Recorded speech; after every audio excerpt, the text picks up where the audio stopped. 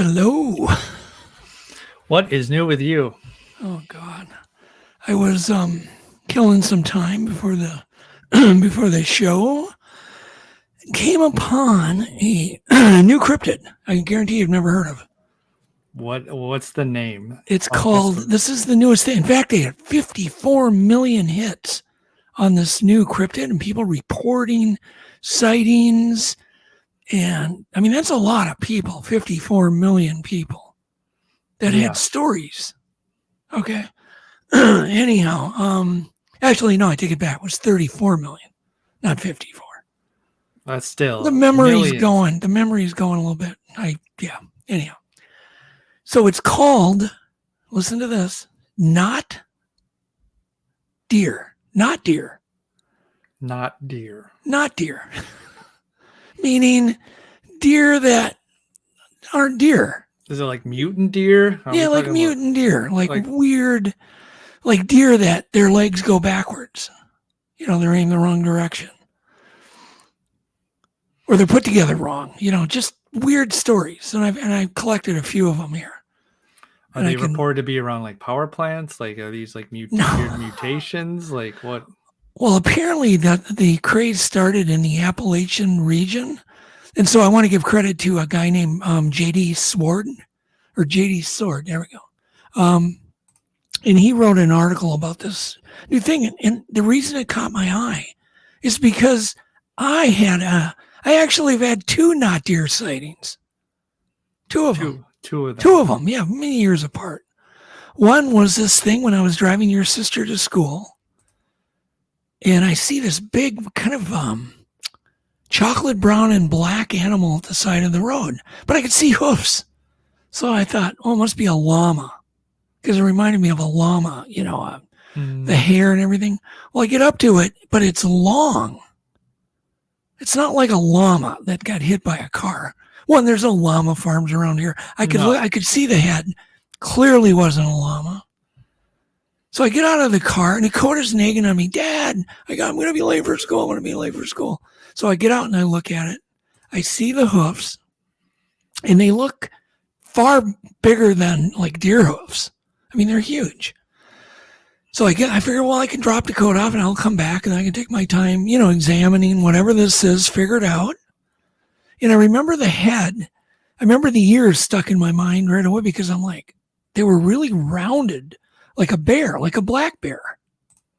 But its head was very deer-like. So they got the coloration, the size. It was just, the whole thing was weird. So anyhow, I dropped Dakota off and I raced back. The whole thing had been not only cleaned up, you could see the shovel marks where they scraped up all the, you know, all the blood and everything. And I just kind of, you know, and I should have collected the blood, but then I'm like, I'm not going to go spend, and back in those days, you know, $100,000 on, you know, it was 25 years ago on DNA, 23 years ago. So anyhow, to make a long story short, you think about it once in a while and you go, that was a not deer. It was a not deer. It was a not deer sighting. It's dead. And, you know, and as a, you know, a guy that is into cryptozoology, I really kicked myself that I didn't say, Dakota, you can be late for school. Did you ever do a Monster Quest episode on the not deer? No, of course not. There was no such thing. That was not the topic. So how recent is this? You said that. Well, it's a new article that came out September 10th, 2021. If anybody wants to read the article, it's called Not Deer. Maybe the headline is Ever Heard of a New Cryptid Craze? Not deer. So anyhow, this guy, you know, he picked up on the fact that, you know, it was all over TikTok, Tumblr, you know, Reddit, you know, blah, blah, blah, blah. And he was noticing the amount of stories and the amount of hits that these categories had. So out of all the deer that there are, what percentage of them do you think are not deer? Like less than 1%? Oh yeah, I would think. Well, I mean, there's already a thing called piebald deer, which have a shorter snout, and they have like a multicolored, like a cow. So they already look weird. They can be white and black. Yeah, they look kind of giraffe-like. They have a longer neck in many cases, a little bit deformed, and they're piebald. Actually, a guy that I know who's he's a hunter, and he's owns property up north. He showed me a picture. He had no idea what it was, and I said, "Oh, it's a piebald deer." I knew right away what it was, but not many people do. But anyhow, get back to the not deer. Do you want me to read a story? Yes. Take a swig of something wet here. I can mail it to you and you can read it. Okay. Story one. I was out at my grandparents' house here. It says I'm hiking, I'm walking around the woods. Like he's walking into the woods like the cryptid. He said, when a few yards ahead of me, I see a doe. My natural reaction is to stop because I've seen does out here before. Okay. So he just wants to take a minute and just look at it. And just, like I do. I still like watching deer. He said he doesn't want to spook her. However, she turns and looks at me in the eyes. I notice that all of her knees are bent backwards. Any direction that a deer knee would not go, this deer's went. And he took a picture of it. And there's a picture here. So I recommend you read the article. You can look at the picture. And it's a weird picture. It's like, what in the heck? So yeah, they could be a combination of mutant deer, or maybe, maybe there's cryptids that we don't understand. There was another time that I had a not deer sighting. Was driving up to Cloquet, Minnesota on 35W in Minnesota. And it's dark and the headlights are, splaying out. And I'm on the alert for deer running across the road. Don't want to hit a deer. And I see what I can only describe as something as big as an elephant. So I thought right away, it's got to be a moose. But then I looked at the antlers. The antlers were sharp. They didn't have any of the flat areas, didn't have the long snout, but instead it had a very pointed snout that curved upwards, right? And the rack, you can remember, when I say as big as an elephant, I'm not really exaggerating. It was as big as an elephant. Yeah, it was massive. It was bulky. It was just huge, and it was feeding. Very much alive and very much feeding at the side of the road. I would imagine, a lot of deer will feed at the grass, the side of the road, because of the salt content. The salt? Yeah, the salt from the roads. We salt the roads. Yeah, well, it gets kind of built up in the grass, and in the spring, early spring, they kind of tend to feed there before the grass greens up. So I just thought, whatever. Like you said, it's a moose. But I got a good look at this thing, and I could only describe it as what I later saw and looked up was Pleistocene deer from the Pleistocene era. It was a Pleistocene. Yeah, and Yvette didn't see it. So did I imagine it? Could have. Sure, absolutely. But I don't think I did. It was lit up in the headlights. It was feeding. It was just too weird. In fact, I had never seen a picture of a Pleistocene deer. And when I was looking up, prehistoric deer, there it was. And there was that curved nose. And I went, ooh. So maybe it was a glitch. I don't know. This happened many years ago. But there you go. But it was, you saw it clearly. 2 not deer sightings. Yep, 2 of them. So I get it, because deer are common. There's a lot of them. And so when people see a weird deer, they're going to tend to remember it, It's weird that people are just starting to kind of talk about it now. Yeah, exactly. Well, they just figured it was a one-off. As I did. I've never really talked much about it. I figured it's just a one-off. So something weird, or, I was in some weird mental state while I was driving up north. There wasn't a label for it. Yeah, but how do you see something that you've never even seen a photo of? And then when you find the photo, it matches exactly down to the size and the antler width. The antler, the rack on it was massive. I'm guessing 7 feet, 8 feet wide. We're not, so when you see something that big, you just generally don't forget about it. No. You remember it. Anyhow, what time we got? Okay, so we have a guest, maybe. Yeah. Yes. Actually, he's in the back room. So he sent you some Bigfoot footage, right? He had a sighting. Yeah, right. So he sends me Bigfoot. So why didn't I write his name down? I should. Tyler. Tyler, yeah. Hieronymus. You remember his last name? Okay, so Tyler sends me this, and right away I thought, ooh, this is interesting footage because it's far away. Somebody's going to fake a video. Generally, isn't going to do this kind of video. It's in a power line. It's walking across the power line, and right away I notice it's smooth, like there's no head bob, right? None. And then I notice it's doing this, lean back and forth, kind of as it walks. And I've only seen that one other time. And that's with the Memorial Day footage. Okay, after this creature runs and then it stops. And then when it stops, it's walking really awkward, kind of this, like it's got a lot of weight on its shoulders.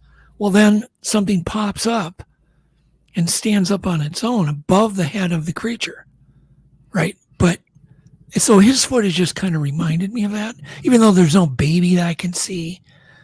But the way it walked reminded me of the Memorial Day. So anyhow, I blew it up. It's monochromatic, meaning it's all the same color, right? It's no clothes on it. Or if it's got clothes, it's got like bib overalls and a coat. That's all the same. So anyhow, blow it up. I do pixel samplings of frame after frame after frame. I can't find any diversion in the coloration. It's chocolate brown.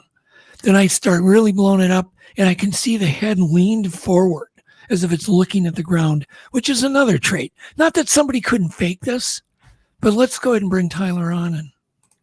Hey, Tyler. There he is. Good to meet you. Can we hear? I think are you muted? You're muted, Tyler. Yeah, if you just want to unmute yourself. Yeah, sorry. How are you all doing? How's it going? Doing well. So should we play the footage first, Tyler, and then talk about it? Sure. Tell your story? Yeah, that's okay. Fine. All right. Go ahead and play it, Alex. Okay, so let me make this full screen. I think I had some foul language in that video, so well, move for the language. What is that?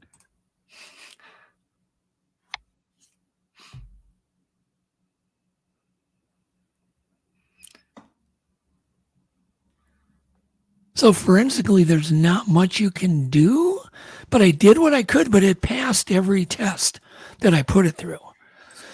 In other words, if you say that's just a guy, excuse me, you would have seen coloration differences in the pixels because I sampled tons of pixels.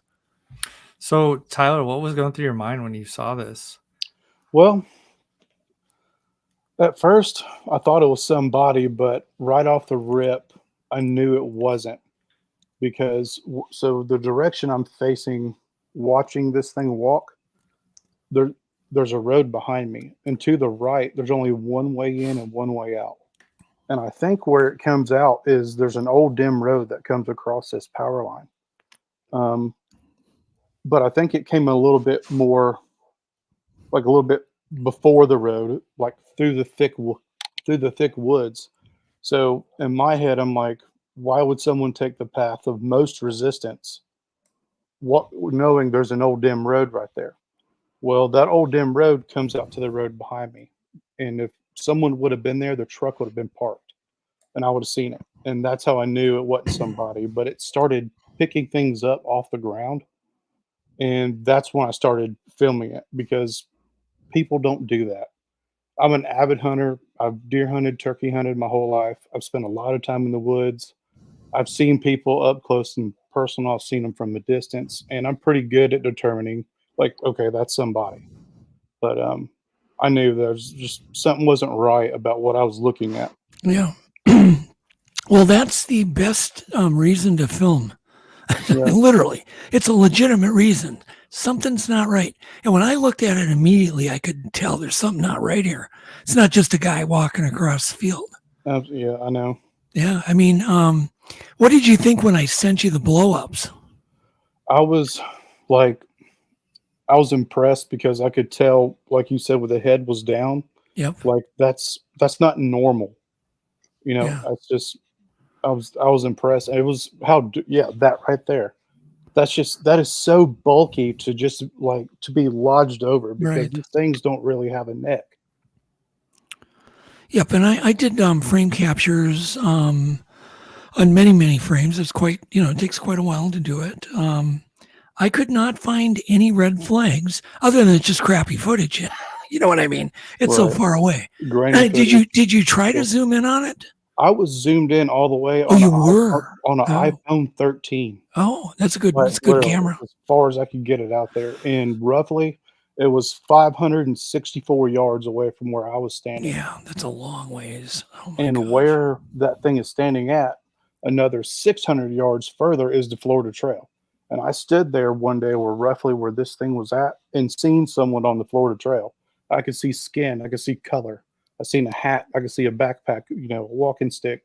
I was like, that's somebody. Yeah. But something just wasn't right about that. So, do you have any gauge in your mind on size? To me, I could only determine human size. Could have been way bigger. Certainly bulkier than human. Right. So, Well, what's your guess?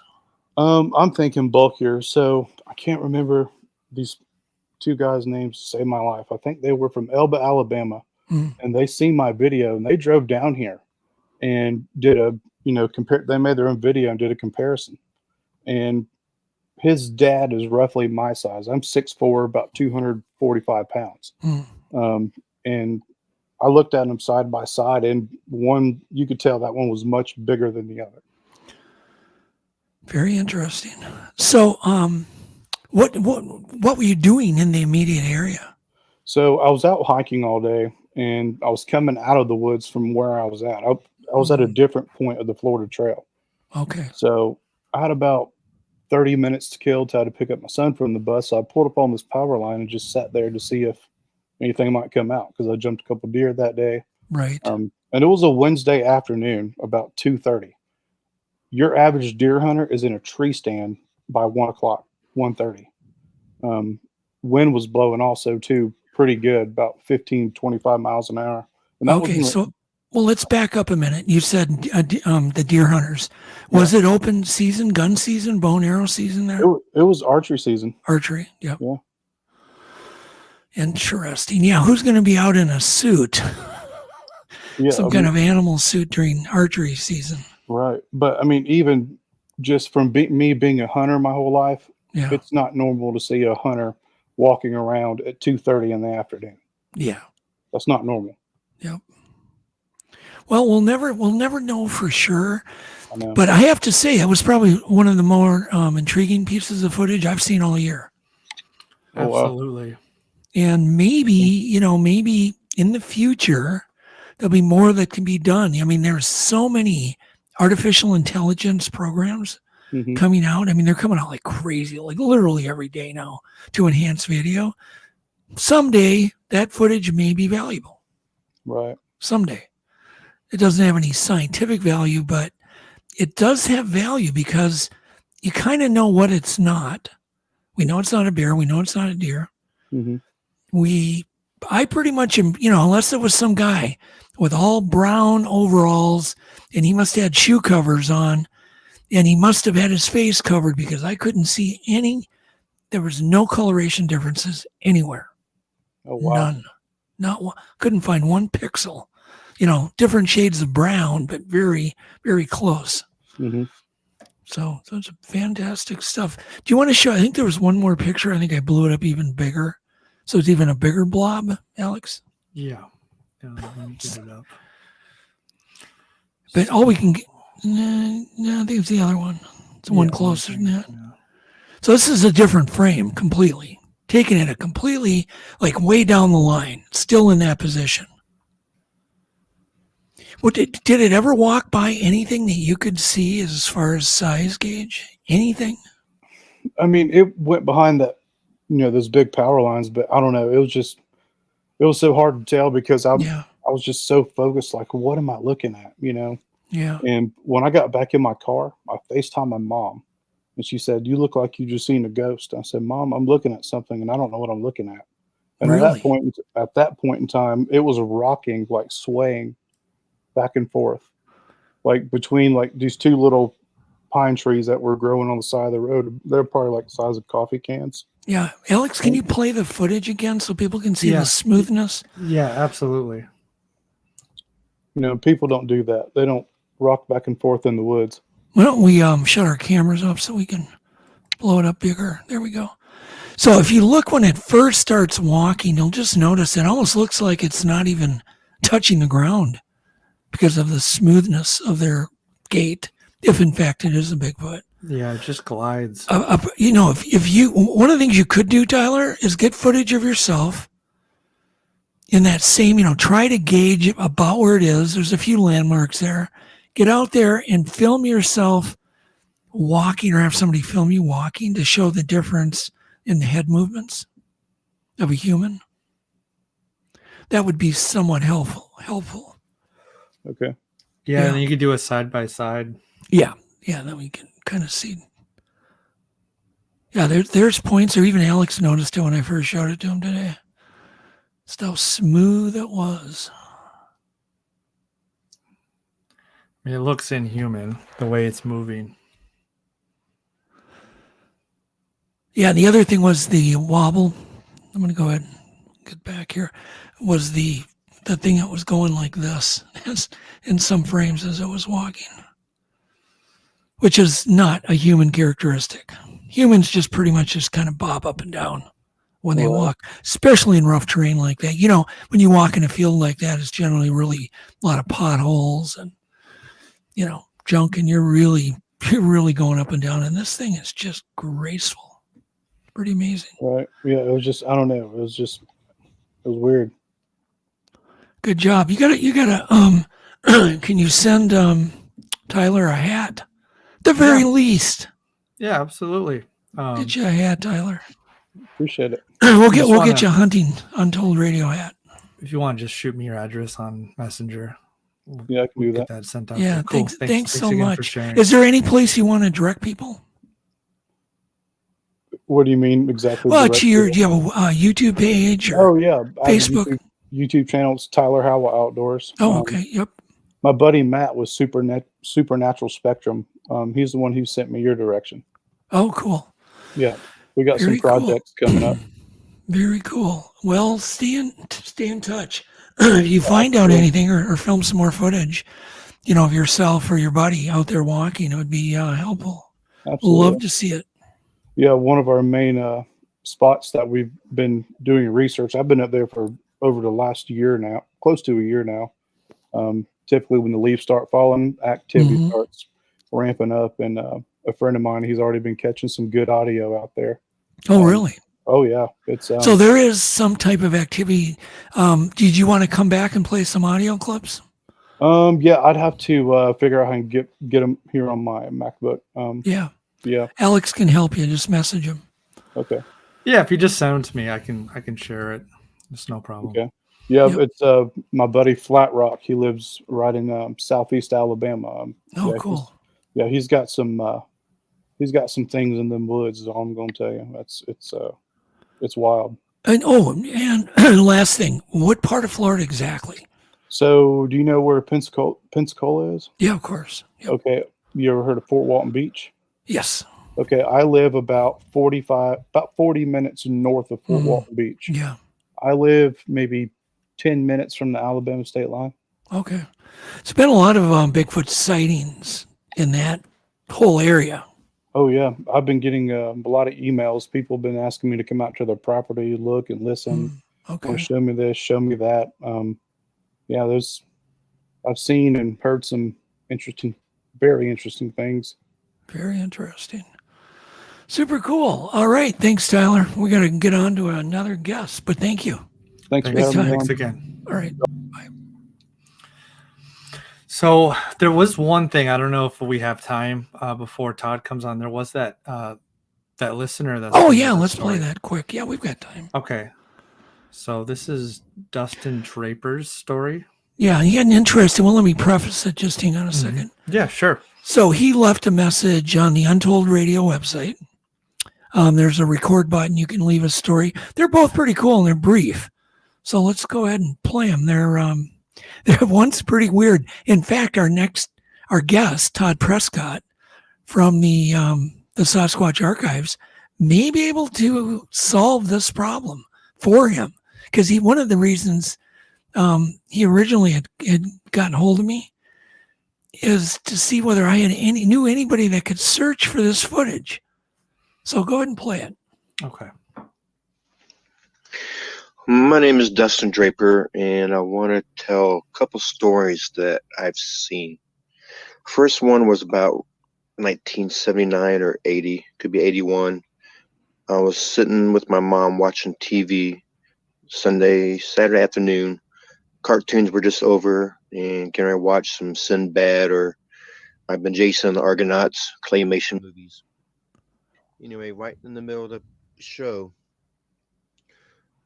a breaking news report came across, and it was a reporter that was in a laboratory, and I can't remember the name. The name was on the bottom, and she talked about the location in this laboratory and talked to a doctor.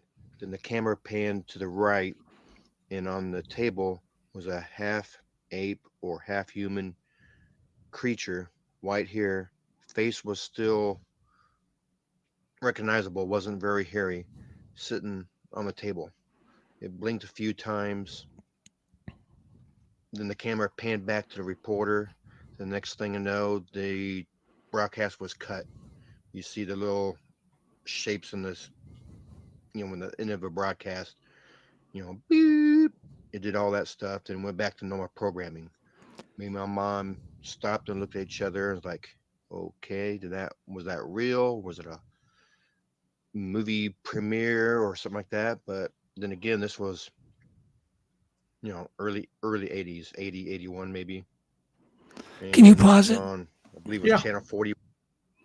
Okay, so he's telling the channel. So what happened is the broadcast got interrupted. And suddenly he's got this reporter. It looks like a legitimate newscast, but they didn't advertise anything.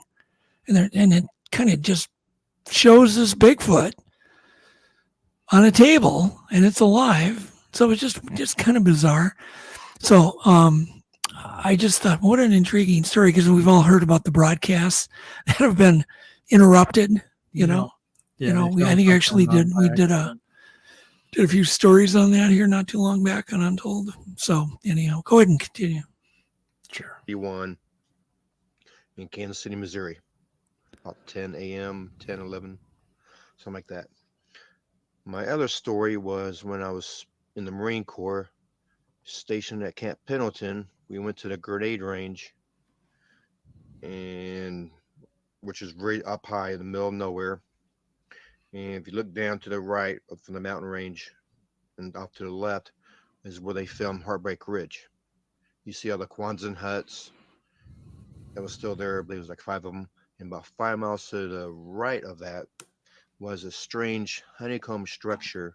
I don't know if it was a telecommunications device or what, but it was about 10 stories tall, honeycombed up, circular pattern, which had a square perimeter fence around it. Inside the fence was guys in lab coats or bio gear with armed guards, as well as armed guards on the outside with blazers, full-size blazers, driving around as well, keeping guard.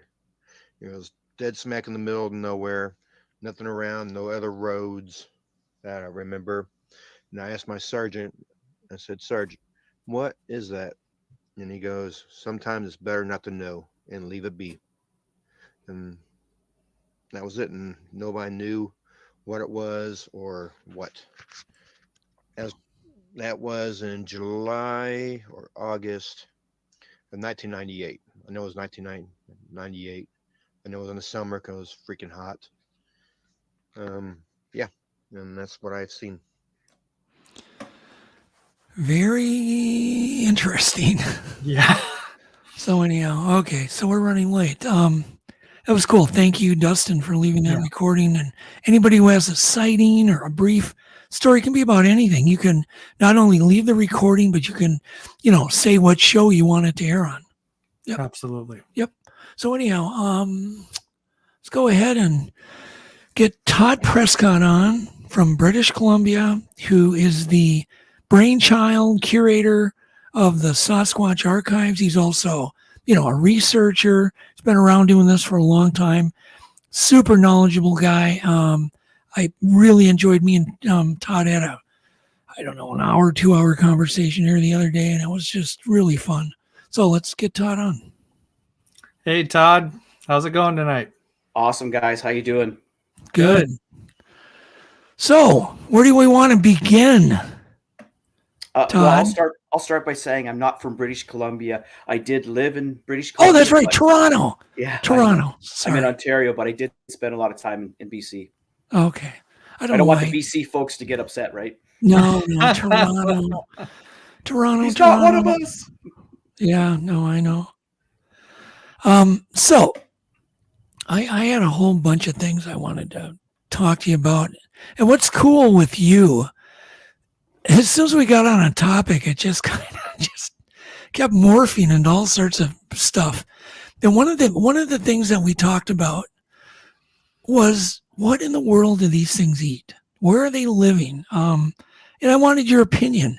And I thought some of the things you said were really, they were almost Toddisms, because you put things into words that didn't have words before. And we were talking about, okay, as an example, we were talking about food and, do they migrate? Do they follow the food patterns? And you had mentioned something, that their diets are obviously very varied. And they're not like a cat that has taste only for like meat. Yeah, I brought up I have a cat, and I learned that they only have minimal taste buds. So they can't really distinguish from many foods. And so then we started talking about Sasquatch, and,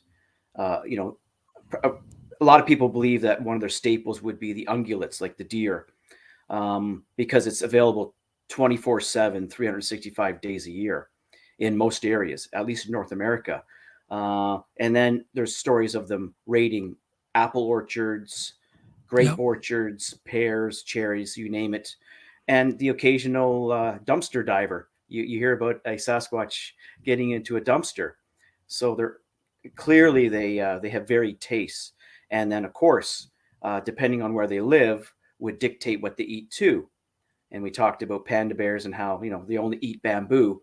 But if Sasquatch are hominoids, then their diet would certainly be similar to ours. Of course, omnivores. But as you said, Doug, the other night, that some may prefer to eat more vegetarian-based foods depending where they live. And like humans too, I don't like potatoes. So people think, how can you not like potatoes? Everyone loves potatoes. And I'm born Dutch Irish, so we have potatoes for breakfast, lunch, and dinner, and dessert. So it was horrible growing up when my mom handed me a plate full of mashed potatoes, and I'm like, nah. So I mean, obviously Sasquatch probably have varied tastes. They have varied behaviors that people experience, and they look different as well. Some seemingly are taller and thin. Some are more short and stout. But Doug, before we get into that, did you want? I think I know what the gentleman prior, Tyler, was referring to. Oh yeah, that's right. And I was gonna pose that to you because I thought if anybody can find the footage, it's gonna be you. Well, I don't know the exact footage he watched, but I suspect because of the year, he said around 1980, 81. Yeah. And I was thinking white Bigfoot. And it popped into my mind as soon as he said that. Yep. There was a movie that was released in late November of 1979 called The Capture of Bigfoot. And it was a really bad movie. I don't remember if there's a scene in the movie where the Sasquatch Bigfoot is lying on a table, but it's certainly all white. I do have one of those trailers for that movie. So I'd have to review it. I don't have it handy here on my laptop. Well, if you could find that trailer, and I can hook you up with Dustin. Yeah. You send him that trailer, and he'll go, "Oh my God, that's it." Yeah, and I just wonder if maybe he saw the beginning of the trailer, and then the network just went out, because that used to happen back in the Yeah, late that could have been 70s and too. 80s. Sure. The network just goes out. So Or it was like a publicity stunt, where they Yes. did the fake. yes, Yeah. So, but the point is it's been bugging him since he was a kid. And I don't Yeah. blame him. It just haunts him. He Well, wants to yeah. know, like, well, what happened? Was that legit? Was that a movie? And, he was a kid. So, yeah, I figured if anybody could solve it, it would be you.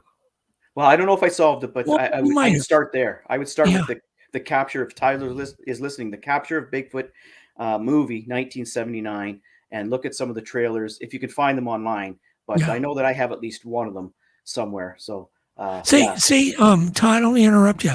Can you go to your fade button in your settings and mess with the fade? sure. So your hair is disappearing and coming know. back. So I'm looking to find where that would be. Help me out here, Alex. I'm looking settings, camera. So I just I don't think that works unless you have a green screen. I think it's just the fact that he's Okay. So it's just more lighting he needs. I can turn on another light if that helps. Yeah, go ahead and put another light on. Okay, it's gonna get blurry. No, that's fine. This is live. Yeah, it's tough. It's really tough if you don't have a green screen. Yeah, have you noticed on TikTok all the people that do green screens without green screen and all the hair's going crazy? That's as good as it's gonna get, I think. So it's entertaining. It looks like you're in the wind. Well, I am. I'm outside right now. Little known, I'm in a cave in Tibet. A cave in Tibet. I believe it. Okay, so we're gonna hook you up with Dustin. So, what have you kind of concluded after all these years? How many years have you been doing this, and what are your conclusions or because some people never come to conclusions. Maybe you haven't either, but kind of give us a gist of who you are and where do you sit on this topic. Well, I don't know if I've reached any conclusions other than we're dealing with a long-term mystery, something that we haven't been able to solve, and something that is an enigma. So the only conclusion I can really come to is that the mystery remains. It's unsolved. Yeah. People are seeing something, and it's been happening for a very, very long time, and it's been happening all around the world, and by credible people as well, extremely credible people who are wildlife biologists, scientists, doctors, lawyers, outdoors people. Let's face it, hunters, trappers, avid hikers. They know their animals. So I did an experiment many years ago with some little kids to see if they could distinguish between a bear and a gorilla, and every one of them could very easily distinguish between a bear and a gorilla. Yeah. So that tells me that if kindergarten students can do that, grade 1s, grade 2s, whatever, then for sure someone who's hunted bear their whole life would know the difference between a bear or a Sasquatch, or a bear and something that looks like a gorilla. So yeah, for me, Doug and Alex, I think the only thing I've concluded is that the mystery persists. That's it. I think don't you think that's the most healthy answer that everybody should take on? Yes, because as someone said many years ago, there is no Bigfoot expert except for a Bigfoot. So people that claim that they're an expert on the subject, you're not, because we don't have a specimen to determine what they are, how they're chemically made up, biologically made up. And so anyone that says they know this and that about them, they're only kidding themselves, unfortunately. Yeah, and there's not, we have a mountain of anecdotal evidence. It's a mountain high. What? Well, how many sightings do you think? I'm guessing about 10,000 that have been documented, 2,000 some on podcast, and the other 8,000, by people like John Green, BFRO, blah, blah, blah, blah, all these different organizations. Yeah, it's hard to say because there's so many sources. There's websites that have gone down over the years. There's people who we don't even know about who are collecting reports. There's newspaper reports that were just localized in little tiny towns, little tiny villages, and those reports never really saw the light of day other than in that specific locale. And so it's hard to put a number on how many documented reported sightings we have, but something that we always have to bear in mind is for every report we get in where someone has come forward and possibly, took a chance on their reputation or their job status, there's probably at least 10 to 100 of unreported sightings and encounters. And that's what's kind of fascinating about it, is we're only getting the tip of the iceberg. Yeah. So how many, okay, did you say 1 out of 10 get reported? I don't know. No one really knows, but we don't. But as a guess, would you say 1 out of 10? Yeah, I'm guessing if that, because let's face it, we've all talked to someone somewhere who's never made an official report other than, around a campfire, sitting in a bar somewhere, and someone hears you mention the word Sasquatch or Bigfoot, and they say, by the way, my uncle back in 47 had an encounter with what he could only describe as a gorilla-like man thing. And that's where it's left. There was no documentation. He never came forward, and there's countless instances of that. I'm sure Doug and both you and your son Alex have had that happen. You're just casually talking to someone. Hey, I produced Monster Quest, and oh yeah, by the way, and Aunt Jillian had a sighting back in '82. So yeah. Yeah, I hear that stuff constantly. I mean, it's even hard to actually nowadays to run into somebody and go, have you ever seen anything like that? And almost everybody goes, oh yeah, but my cousin did. He told me a story, or my dad, or, they all seem to know somebody. Yep. You know what's weird? You know what's weird, Todd? But if you go, do you know anybody who's seen a cougar? A mountain lion? Most of them will go, no. Yeah. No That's kidding. What's weird. Yeah, a mountain lion, which is the largest cat in North America.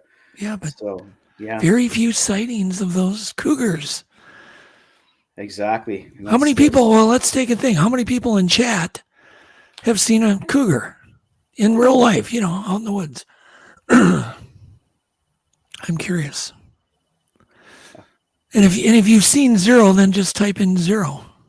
Yeah, you can add me to 0. I've seen a lynx. Oh, there you go. But never a mountain lion. Yeah. And I've lived in BC, and there's definitely mountain lions out there, and there have been sightings in Ontario, quite a few. Gosh. And we know they've passed through at least.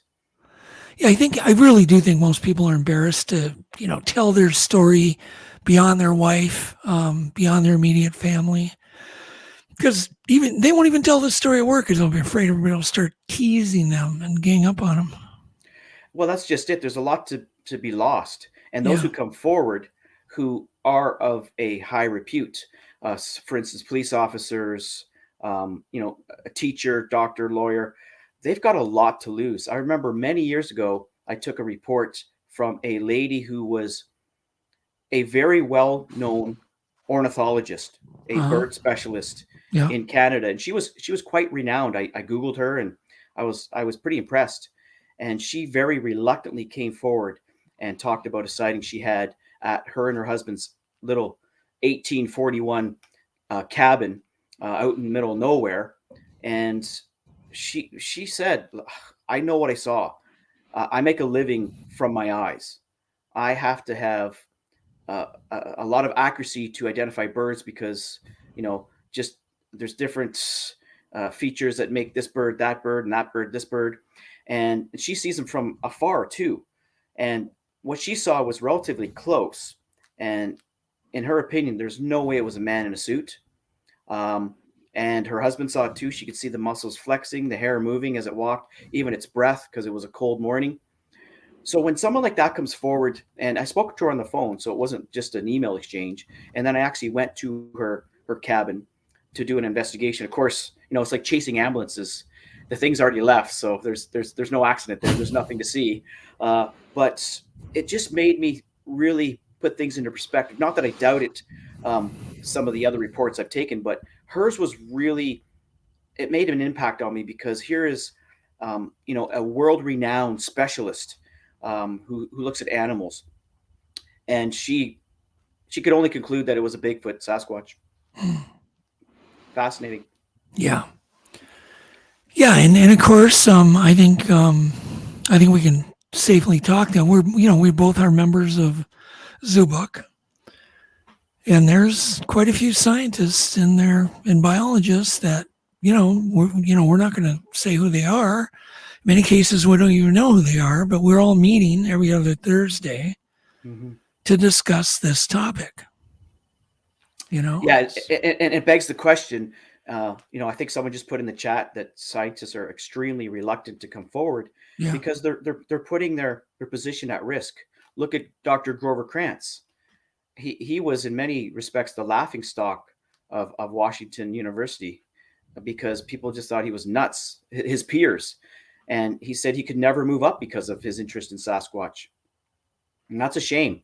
And I'm sure that Dr. Meldrum has experienced similar situations and hasn't been welcomed with open arms with his study of this subject. So you're really putting a lot on the line when you come forward, when you have a position of that magnitude. You're a professor at a university, or you're a police officer. Police officers testify in court. So if there's any inkling that you might have a screw loose, and some people think we all have a screw loose if we're looking into the subject of Sasquatch. So, those really, it just highlights that they had an experience and they want to share it, and they're willing to risk everything because they really, really fully are of the mind that they saw what they saw.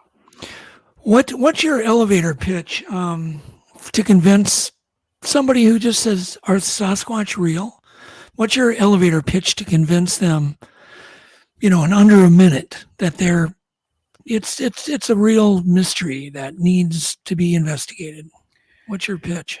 I'm sure it's similar to everyone else's. I tend to really look at the historical aspects, as you know, and so I look at the indigenous peoples' stories about these creatures worldwide, not just in North America, but worldwide, and then the colonist stories about them as well.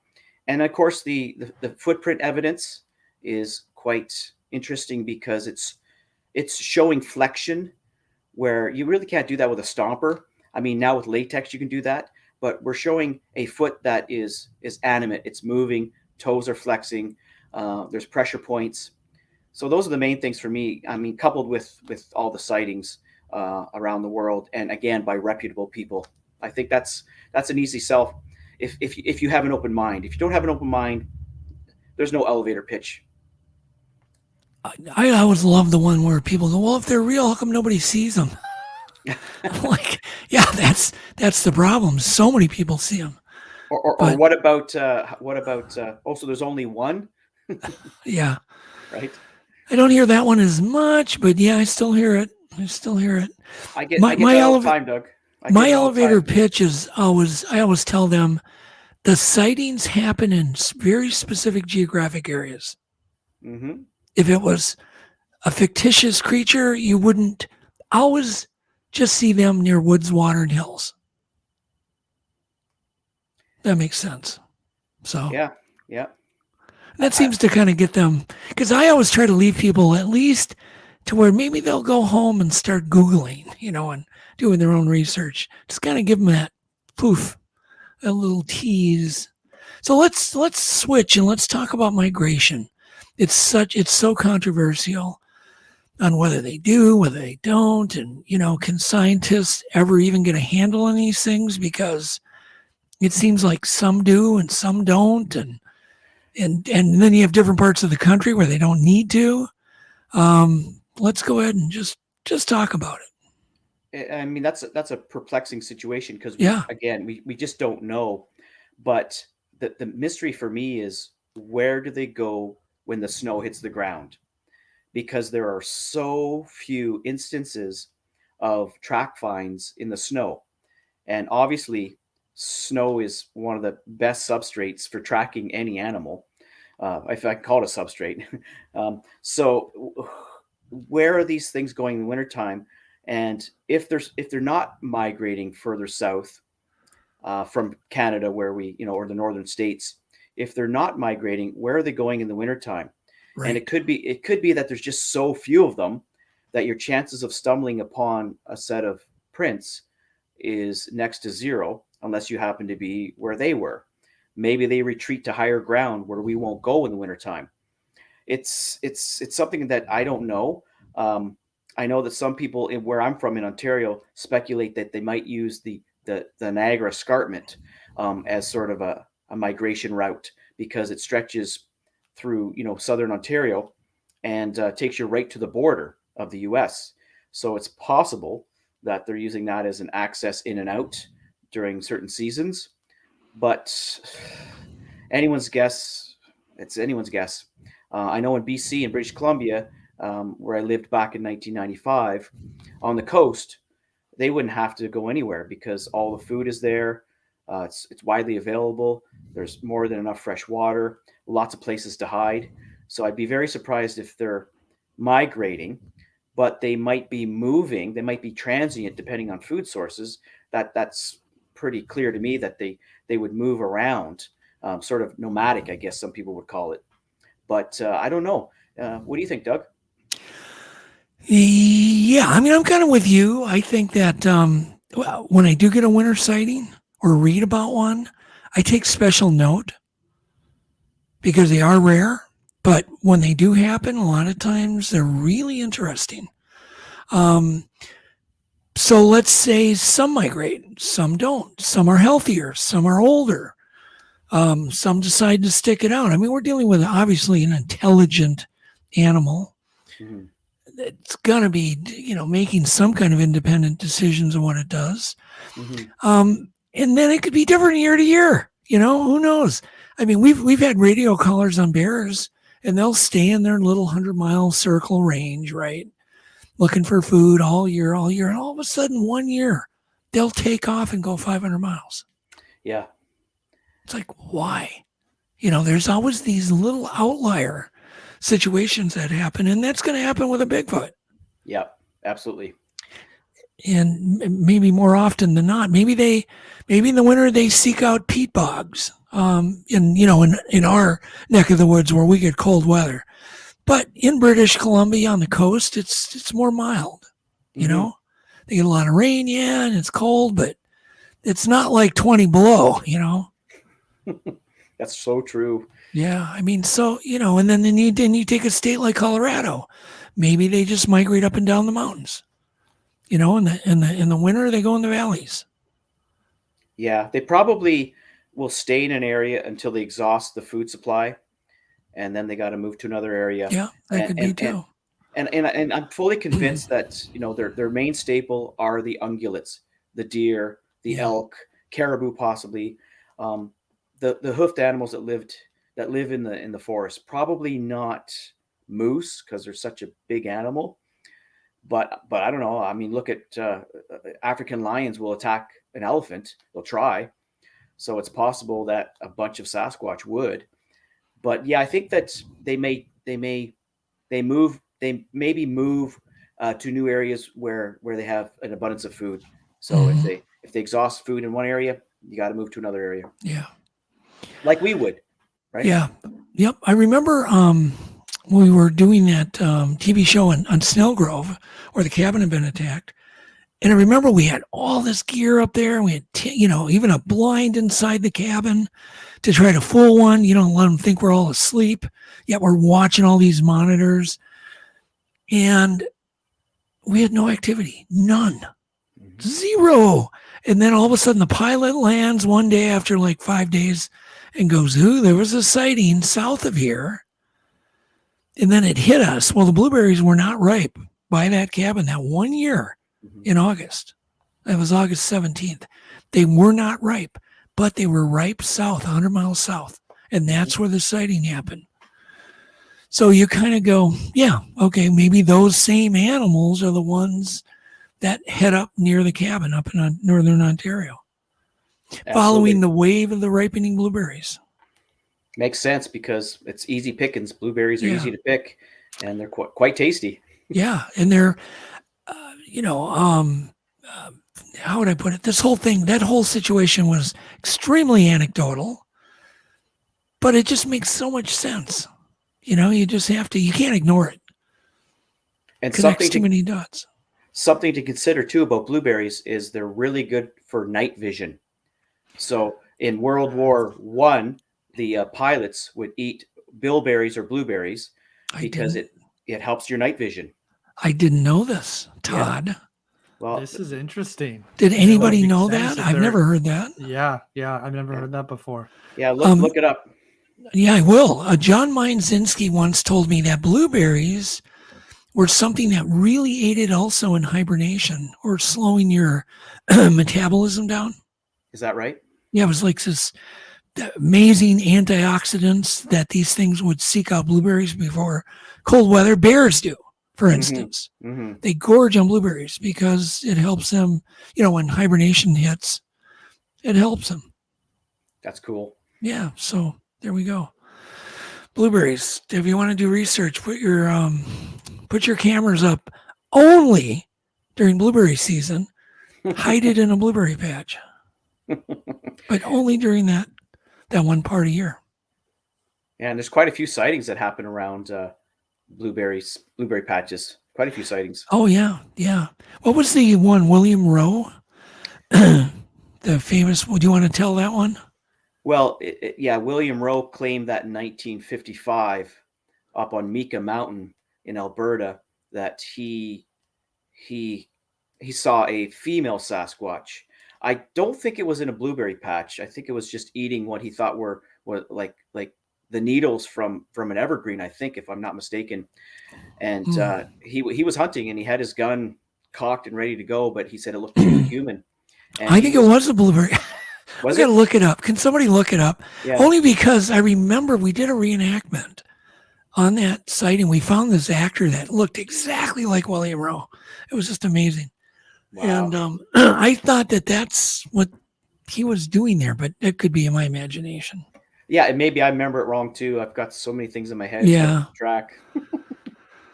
Yeah. So I'm curious. Could somebody in chat look that up? I'm just curious. Yeah, William Rowe.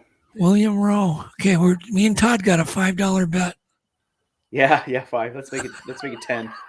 10? Okay. Canadian. I'll do 10. I was going to say $5 Canadian will be about 44 I'll do cents. that. Yeah, I thought it was like munching on leaves or something, or an evergreen, but you could be right. I'm going to ask Amy Boo to look that up since she's there. Yeah. And she's a internet. And I see Thomas Steenberg is in our audience. We have a legend. We literally have a legend in our audience. TS is here. Wow. Yeah, TS. He'll know. And Thomas. And Thomas, we want to get you on. So. Okay. Yeah, that'd be great.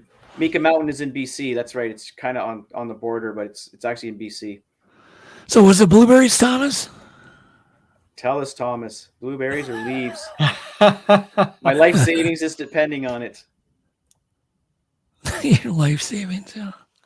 This is when Thomas's internet goes down. Because he's out in the middle of nowhere. I gotta move my thing up. He said no, he didn't give us an answer. Everybody goes, Thomas will know. Yeah. Oh, he said leaves. Pay up, Doug. Pay up, Doug. Damn it! I gotta pay you now. I could retire $10 US is like 3,000 Canadian. I like how you. So you probably just read that story today because you like totally hustled me. No, I'm not a pool shark. I said $5 and you hustled it up to 10. Yeah, I should have said 100. Yeah, I'm a Sasquatch shark. Like a pool shark. God. Well, no, but obviously I didn't because I had Mika Mountain in Alberta, but it's in BC. So okay. But was that a ploy? What kind of leaves? Do we know what kind of leaves they were? I don't think that William Rowe knew what kind of leaves they were. Oh, okay. But I could go back and read his affidavit.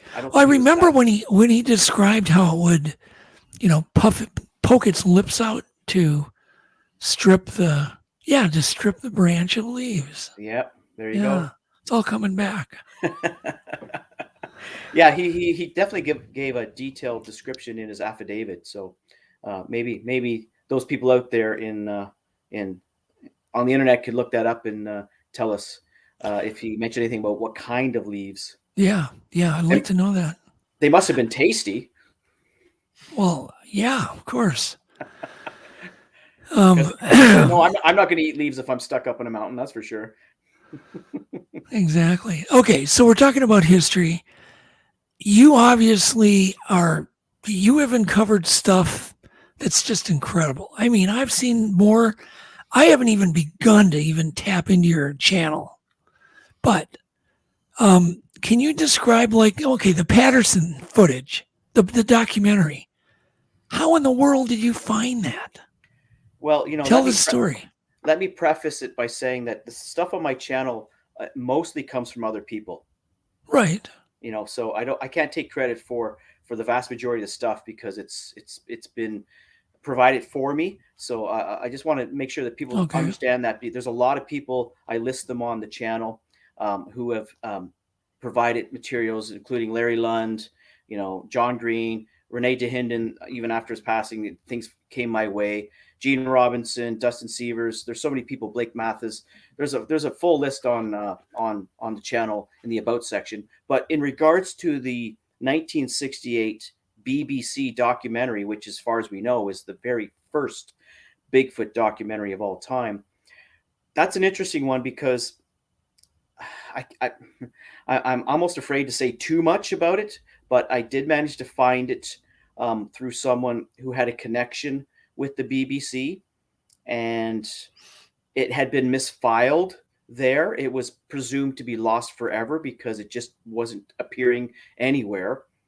And he was able to find it where it was misfiled just by pure chance, and was able to secure a copy, and then it made it to me. And I had to wait until the copyright had expired because in the UK, if something airs, it becomes public domain after 50 years of its air date. So I had to wait until that happened. So if you do the math, 68, I had to wait till at least 2018, but I waited a little longer than that just to be sure and get legal advice. So yeah, it's amazing because it's a real piece of history. A lot of people didn't even know about that documentary. I think, Doug, that it was a surprise to you, I think, wasn't it? Yeah. Well, I knew he had worked on one or was going to, but I didn't really know it was, done. Yeah. And so that's the thing. There was talk about it. We knew that he was working on a documentary. Right. And the thing is, after he got the footage, the Patty film, in October of 1967, he had the material to make the documentary, but he was in contact. The BBC reached out to him, or he reached out to the BBC. I can't remember how it played out, but the BBC, jumped on board because he was trying to sell the footage to different venues and hopefully to make money, of course, right? I mean, we all need money to survive. And the only people that really bit were the BBC, and I think that was through through Ivan Sanderson, if I remember correctly. Sanderson, obviously had written in the 1968 February Argosy issue all about the Patterson-Gimlin film, and he had connections in the UK, of course. And I think that he turned the BBC onto that and said, "Hey, there's an opportunity here."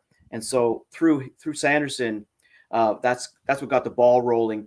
And so the BBC and Roger had a handshake. Basically, Roger would provide them with footage he had, which included some stuff around, Northern California and Yakima, and they would make a documentary based on the Patterson-Gimlin film and just the subject in general. Right. So they made that, and it aired, I think it was June 27th, 1968 on the BBC. And part of the agreement was that Patterson could use any part of their footage. So then he took that footage and edited along with his brother-in-law, Al Diatley, and they made it their own. So then they showed their version. So there's another version, which I do have, but I don't have permission to post that. But there's another version. It's longer and it's different, but it has It has John Napier speaking. It has Sanderson speaking. It has a few other people speaking that you see in the BBC documentary. But, it also left out some stuff as well. And that was purpose, because the BBC kind of sat in the fence with it, where Roger, he wanted to sell it as something that was for certain legit. I'm talking about the film, of course, the footage he achieved or gained in 67, sorry. And then he showed it with his brother-in-law and Ron Olson. They four-walled it around the west coast of the U.S. and the Midwest, and it got as far as Michigan. And they showed it in, I think, 69, 70, 71 in theaters. Right. And four walling is where you rent. If you're a filmmaker, you rent your own theater. You give, I think, the theater maybe half the money. You get to keep half. So, and they call that four walling. A lot of people haven't even heard that term. A lot of younger people haven't. Yeah. But don't we have a clip of this that we can show? I did include. I gave Alex a clip that would be called Roger Patterson, the Roger Patterson clip. It should say something about Roger Patterson. Yeah, I think you'll see. I gave Alex two clips. One is the Patterson-Gimlin film, and another is just Roger Patterson interviews, it might be called. Yeah. So while he's finding that, basically, so they showed that for a couple years, and a lot of people didn't know about that. But interestingly enough, Dr. Jeff Meldrum saw it in, I think, 69 or 70 or maybe 71. And that's what really spurred his interest, because he went and he saw the documentary that Roger was showing, four walling in one of the theaters. Oh, yeah. In Utah, I believe. Wow. So, Todd, should we play this clip? Yeah, if it's queued up where I gave you the queue numbers, then we're good. Yeah, so why not go ahead and play it?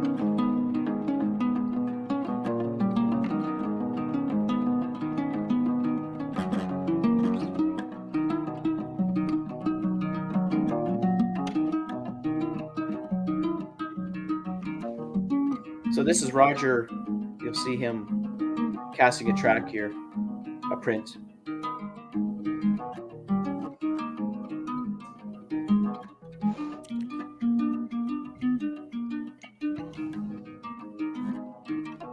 That's a shirt that Roger always wore, that plaid shirt. You'll see his face shortly.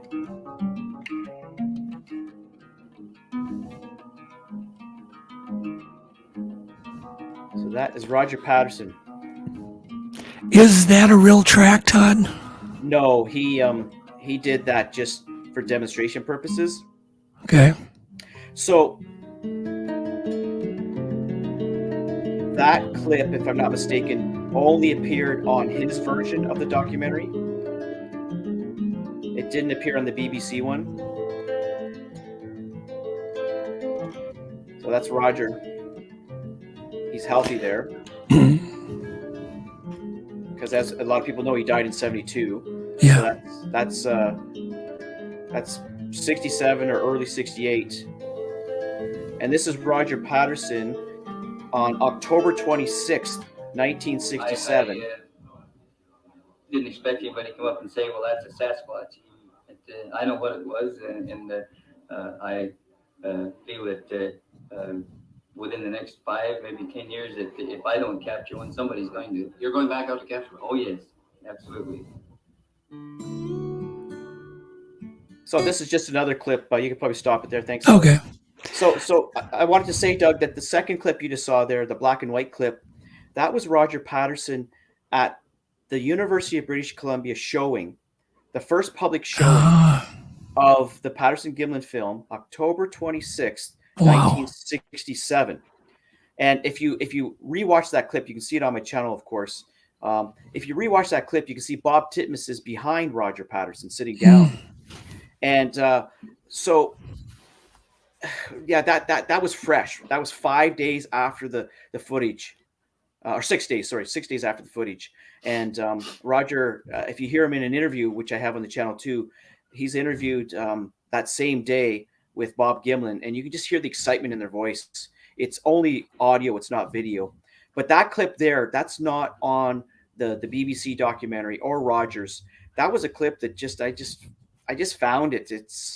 and I had to manipulate the audio to get it to work because I could download the video but not the audio somehow. But yeah, then the first clip only appeared on Roger and Al Diatley's version of the documentary, not the BBC one, and it kind of starts off with that. It's close to the beginning. But very cool. You can watch the full documentary on the channel, on the Sasquatch Archives channel. And you had another clip that you wanted to share. Yeah, basically, if I could preface this, of course, Doug just thought it'd be interesting to have a few things to show, and we've all looked at the Patterson-Gimlin film countless times. I'm sure that between Doug and I and Alex, probably 1,000 times, if not more than that. And every time I look at it, I'm hoping to see something different. I'm hoping to see something that I had not seen before. But I've seen it so many times that I think I've exhausted any new stimuli with it, right? So I would even watch it upside down. Not me upside down, but flip sure, it so sure. it was upside down. Flip it so it's 90 degrees, just to see if I can see anything. So I don't know why. I just thought, why don't I try showing it instead of going left to right as we see, have it go right to left. So mirror image, so it looks like it's walking the other way. So I did that, and I thought, wow, all of a sudden I saw things a little differently. It didn't change my opinion either way. It only solidified my thinking that this is a real subject. It's a Sasquatch. It's not Bob Hieronymus or Jerry Romney in a suit.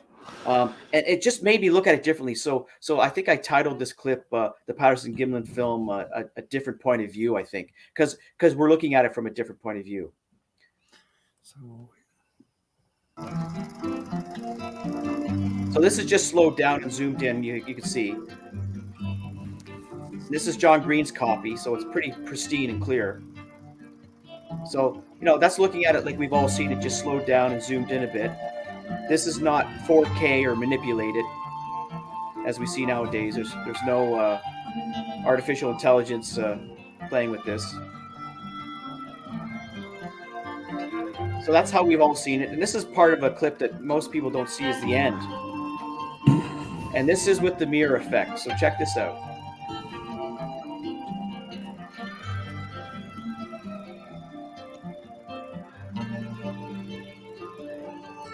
Super interesting. Yeah, and it's something that I hadn't really noticed was the feet. When I saw it in the mirror image, I noticed the feet more than I did looking at it in the regular mode that we're so used to seeing. You can stop it there, Alex. Yeah. So I got something out of it by looking at it in reverse, I guess you could say. Not really in reverse, but just going the other way. The mirror effect, that it's called. That's one thing I never did. I did a lot of looping, where it would pick up at the frame it left off and then back up, and I did that, but I never mirrored it. And did you find that you saw anything different, or it just looked strange? Well, when I would loop it, oh God, yeah. I mean, I remember, I don't know what it would have been, about year 2000. I found that in the lump that in the what people call the hernia, on the thigh, which just may be a highly developed muscle, a femoris muscle from never locking its knees. But it's definitely a muscle there, and it had never really been seen where it bumps, it pops out and then goes back down. Well, did you know what John Green said about that? Did you hear what he had to say? He said that, I had many talks with him on it, but go ahead. So the people that viewed the original copy, Renee DeHinden, John Green, Jim McLaren, and Al Diatley was there, and so was Roger, but Al never talked about it really after the fact, and Roger was gone in 1972. But Jim McLaren, Renee DeHinden, and John Green all said that bulge, that hernia, was not there on the original footage. So they felt that it was a film artifact. And as you know, as you copy the film over and over again, things are introduced that weren't there before. So that's their thinking. At least they never noticed. Well, they're dead wrong. I took that to anatomists. There's no way that's an artifact. That's too many frames of it. Artifact is generally would I put it? It's a scratch. I mean, you can only get so many. You can get motion smear, you can get dust, you can get scratches, you can get contrast motion smear from, being overexposed. That is absolutely not an artifact. So that's interesting, because all those people that are saying that it's an artifact, now they have something more to think about then. Yeah, no, it's not an artifact. And I'm surmising that Green, DeHinden, and McLaren just didn't notice it. Because they didn't notice it, and they were just PO'd because I noticed it. But then again, they didn't have the kind of equipment I had. Yeah. They didn't have editing software and the kind of equipment I had. Back then, I had probably the most advanced equipment in the world. I mean, you couldn't get anything better back in 2000.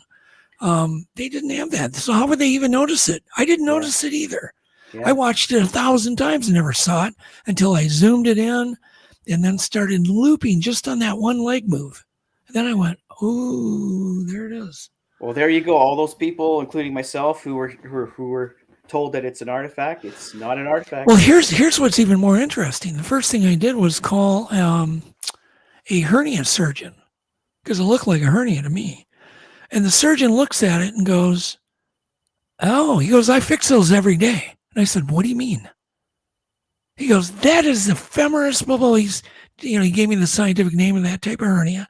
He said he fixes it because women, when they get pregnant, starts in their crotch and then works its way down to that exact spot on the thigh. Wow. And I went, ding, ding, ding, ding, ding. This is a female with breasts. Yeah, pendulous breasts. Yeah. Yeah. So they were obviously full. Yeah, of milk. Yeah. And so, it's not proof of anything, but what it is these anecdotal dots that just keep connecting beyond coincidence. Well, it's just. I hope you did your due diligence and you referred Patty to that surgeon. Yes, of course. He went out there in the field. That's a bad joke. You owe me $5 now for that bad joke. Canadian? Yeah, Canadian's fine. I'm stealing it. Yeah, Canadian's fine. That's a winner. Yeah, we'll have to give all the Alex.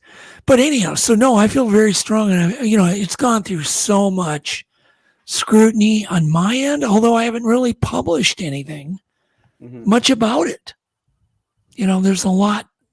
I'm planning on doing that, of course. But now that I've said that, and someone else will. But yeah. Well, you heard it here first. Yeah. But no, that was something really interesting. The other thing too that the film taught me when I looped it over and over and over are the way that not only are the knees compliant and they never lock, right? I think everybody agrees on that. Mm-hmm. It's walking with a compliant gait. But the legs are, how would I put it, rotating in a very knock-kneed and then outward fashion, kind of like doing this. And that's how the footprint gets right in front of the other during a stride. When they get going in a good stride, the one track will be right in front of the other one, the tightrope walk. That's how they're doing that. And I could clearly see the legs literally splayed sometimes at that angle away from each other on some frames, especially if you start looping the walkaway part towards the end of the footage. That's where you can see it. And there's a few other frames I could show you. And I actually spent, 4 or 5 days working with walking experts. That's all they do all day. These are professors that help people learn to walk again. They study the human gait over and over.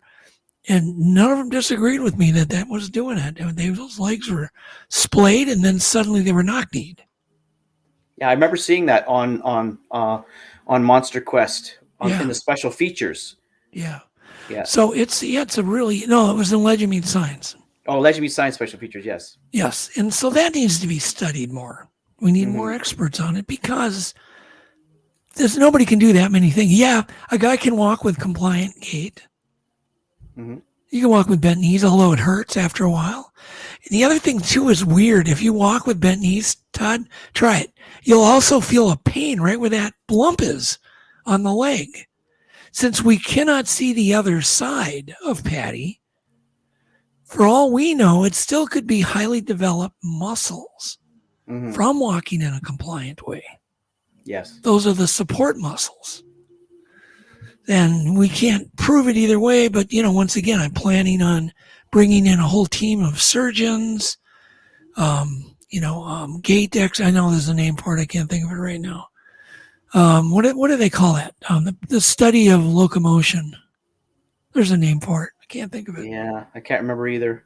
Locomotion expert. Let me look it up. Yeah, I want to know because it just bugs me when I can't remember some name. But anyhow, I want to bring a whole team of people and let them debate it. Yeah.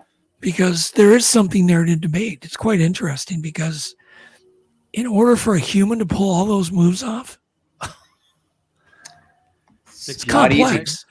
Yeah. Well, I liken the gait to a Peruvian horse. Go on YouTube, look up a Peruvian horse. That's what Patty's doing. Interesting. And also, if you notice, the Peruvian horse, dead smooth. There's no head bob on a Peruvian horse. None. And they're a naturally gaited horse. No one taught them that gait. They're naturally gaited and they're smooth as silk. So there you go. Once again, doesn't prove anything, but man, the puzzles sure fit together nice. It's just more food for thought. Yeah, it does. It does. Todd, is there anything you've changed your mind about over the years? Ooh, that's a good question. That, you were kind of heavily leaning towards, even if obviously we don't know anything definitive, but you've kind of maybe changed your mind around on? I don't think so, because I've always recognized that we don't know much about these beings or creatures or animals, whatever you want to call them. That hasn't changed. I knew from the get-go that obviously if they've eluded us for this long, then we certainly don't know much about them. And I do find it interesting that even the First Nations people in North America, the US and Canada specifically, they can't agree on what these things are. Some of them feel that they're evil devils. They kidnap women, children. They hurt people. They kill people. They eat people. Others feel that they're guardians of the forest, and they won't harm a soul. So, it kind of illustrates that even the people that were living closest to the land couldn't agree on what they are, and that could be just as simple as there's different, types of not types, but different behaviors with Sasquatch in different areas. Some are more aggressive, perhaps, but it's also possible that they're so highly elusive that even the indigenous peoples don't know much about them. Right. Yep. And that's what I wonder. And I don't mean to offend anyone by saying that, but it really begs the question, how could they be so vastly different? If this is an actual creature, actual being, actual animal, how could they be that vastly different? And I mean, you could say the same thing about humans. Yeah, they are. Right? But are bears that vastly different? Are moose or I think so. I think, for instance, 99% of black bears, you're totally safe, even with a mother with cubs. 99% of mothers with cubs will not defend their cubs. You can walk up and we've pulled them away, untranquilized, just taking them away. And the mother will bluff and raise hell, but she won't attack. But that doesn't mean that will never happen. Right. So there's always outliers. So maybe there's outliers with Bigfoot, ones that do get you, they will take a human and kill them. They're having a bad day. It's very possible. I look at, because I spent some time in Bella Coola, which is British Columbia, central coastal British Columbia, and I did a lot of research on what they felt Sasquatch are. And they only saw them as something bad that would capture the children, and they used to leave out their dead to appease them, sort of as an offering, and they would hang them in a tree, and let the Sasquatch come and get them. So, and I mean, that could have just started from one person having a bad experience. It just got passed down. You just don't know, but it's amazing how their behaviors seem to vary even from area to area.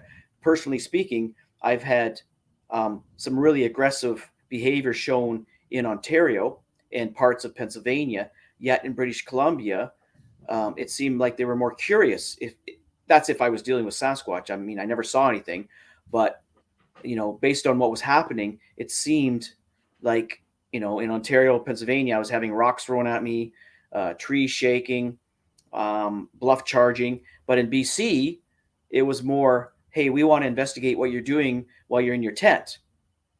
So, yeah, it's possible that it's just a variance of behaviors. It just seems so vastly different, though. It's like someone saying, well, all humans are murderers. Well, we know that's not true because we can study bears and know that all mother bears won't attack when they have cubs. But with Sasquatch, it's anyone's guess. Yeah. It's anyone's guess. Yeah, I know that's true. But I've always been I think it's pretty well proven. There's always outliers. Yeah. With every animal species, there's always an animal gets out of his niche, does something weird.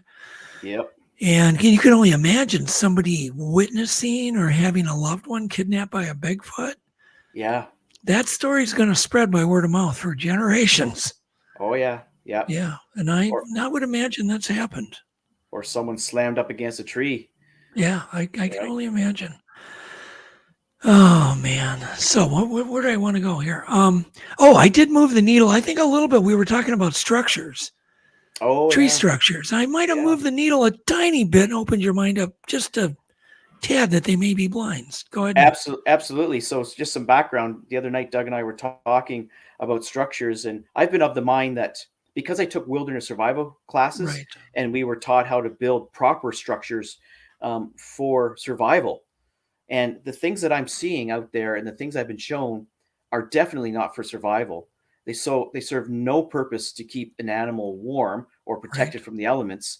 Right. So I'm thinking to myself, these are just made by humans because someone has to learn how to build a structure, and kids like to build A-frames and debris huts, and they do not a great job of it, and they abandon it because they realize which is undisputable. Yep, that's absolutely true. Yep. Yeah, Boy Scouts will do it, and weekend warriors will do it. Yep. But Doug really opened my mind up and said, well, is it not possible too, aside from that these things could be building? Oh, my cat just jumped up here. You might see his head. Here, get down there, kitty. You might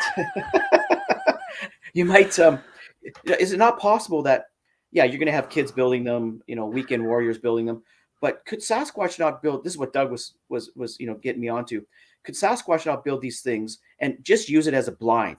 So it's not completed. It's just to shield them from, and he used the example of a lot of them are found by a roadside.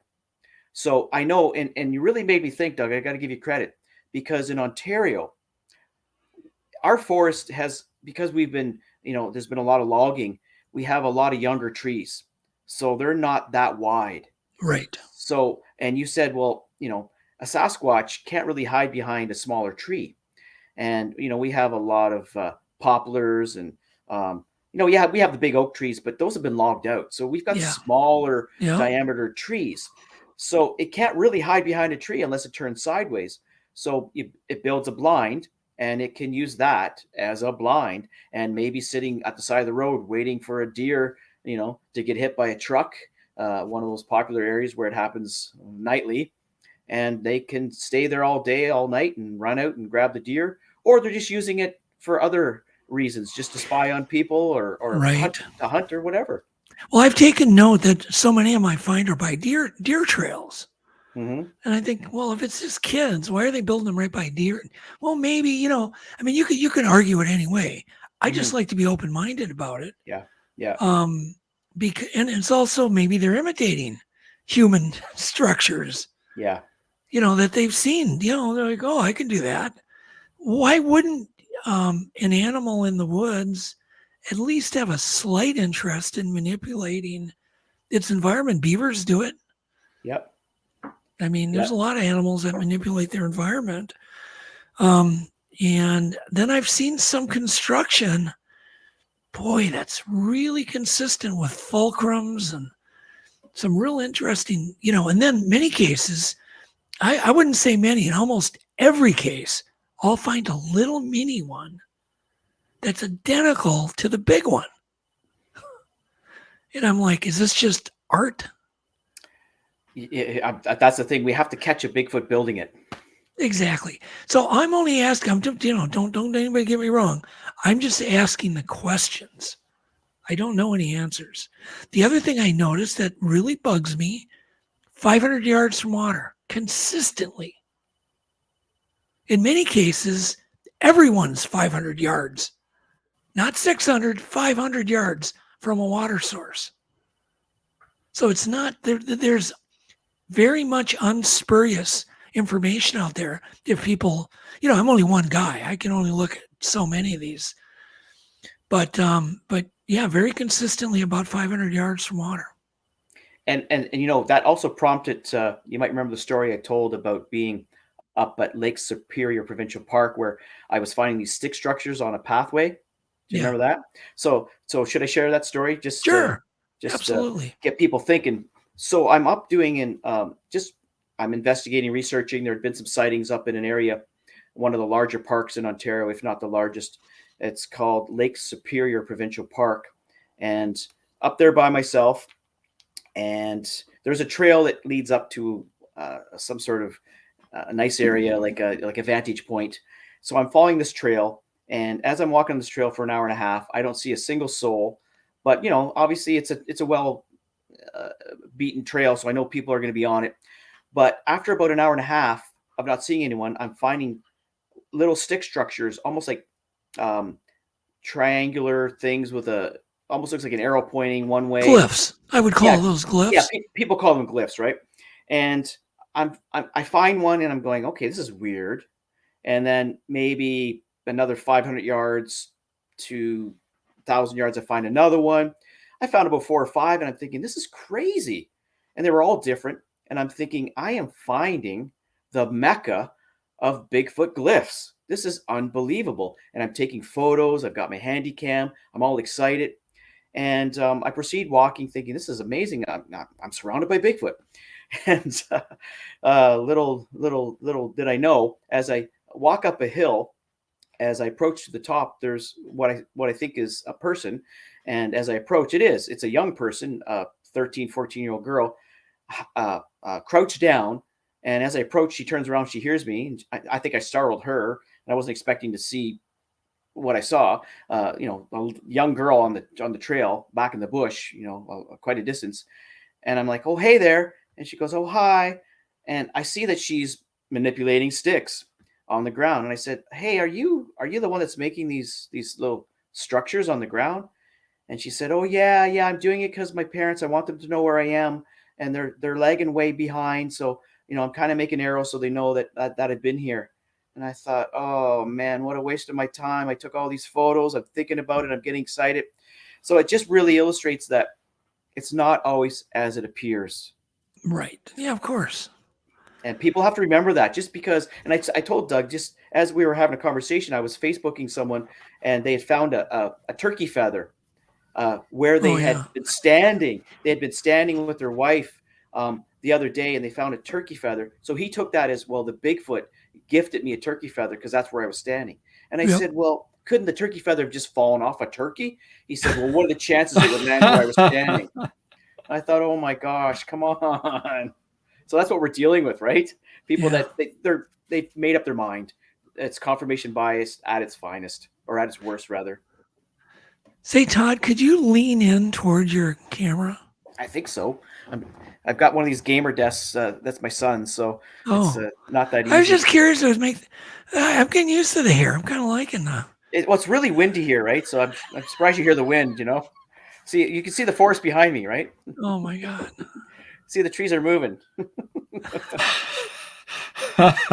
This was your background, by the way, okay? Yeah. So I can only blame you. I had a great background with my archives and no crazy hair, so that's back on you. Yeah, exactly. Well, maybe we'll have to have you shut it off. I wanted like a goof. I wanted people to, see where you were. No, and I appreciate that. So Yeah. I'm thinking, ooh, look up there, the Sasquatch Archives. Yeah. Right? Yeah. I can do crazy things with my fingers too. Look. Yeah. What is this? Magic. Oh my God. You're killing me. Yeah. Your hair Okay, is so alive right now, it could be a cryptid. So what's your craziest Bigfoot story? First, Yeah. a two-part question. Your personal craziest story, something that's happened to you. And then what's the craziest story you've ever heard? That you believe, The craziest story I've heard or experienced? First heard. Heard. Well, I mean, there's lots of nuts, crazy stories. Well, I'm not talking about, I'm talking about ones that you think are legit, that were somewhat investigated and were really interesting, or just, they haunt you. I don't know if there's any that haunt me, and the ones that I take seriously are what you would expect, the behavior you would expect. So I don't know if there's anything that really excites me that I've heard that stands out, other than the report I took about the ornithologist, because it's just such a credible witness, and she was able to view it for a fair bit of time, and at a fairly close range. But I mean, there's one that I heard or read about years ago where this guy he was the guy who cleans up the roadkill. I think it was in Wisconsin.